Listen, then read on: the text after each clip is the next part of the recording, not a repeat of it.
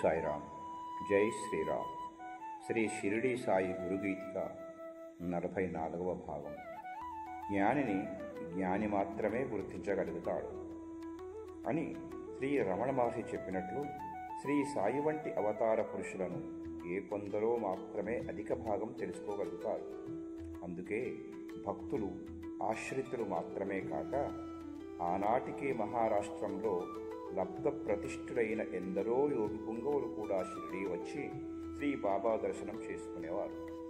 శ్రీ బాబా తమ భక్తులపైన అనేక పర్యాయములు కోప్పడిన ఘట్టాలు కూడా ఉన్నాయి. భక్తులు భయపడేవారు, బాధపడేవారు.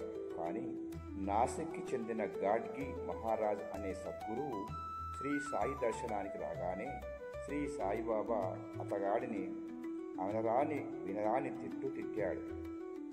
గాడ్గి పక్కున నవ్వి ఆశీస్సులు అందాయి అన్నారు.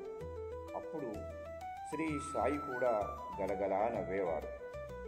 ఆ గాడ్గియే కాదు, ఏనాడు ఎవరి దర్శనానికి వెళ్ళి ఎరగని గజానన్ మహారాజు షిరిడీ వచ్చి మసీదు బయట కూర్చుంటే శ్రీ సాయి ఆ పెద్ద మనిషిని కనీసం లోపలికి ఆహ్వానించలేదు. పైగా గజానన్ ఎటో చూస్తున్నప్పుడు శ్రీ సాయి ఆయనకేసి ప్రేమగా చూడటం, శ్రీ సాయి ఎటో చూస్తున్నప్పుడు గజానన్ ఈయన్ను స్నేహంగా చూడడం జరిగేది. ఈ విధంగా ధునీవాలా దాదా ప్రథమ శిష్యుడైన చోటే దాదా అనే సిద్ధపురుషుడు కూడా షిరిడీ వచ్చి శ్రీ బాబా దర్శనం చేసుకోక తప్పలేదు.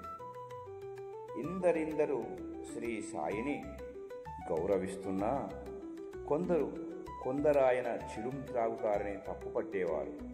అయితే చిడుం త్రాగడం అంటే ధూమపానం కాదని అజ్ఞానమనే పొగాకును గురుభక్తి అనే నిప్పుతో అంటించి చిడుం పీలిస్తే అహంకారం మొత్తం ఆకాశమై అనంతాత్మలో ఐకమత్యమైపోతుంది అని బాబా బోధించేవారు. ఓం సాయిరామ్. జై శ్రీరామ్. సర్వం శ్రీ సాయినాథార్పణమస్తు. సమస్త సన్మంగళాని భవంతు. సర్వే జనా సుఖినో భవంతు.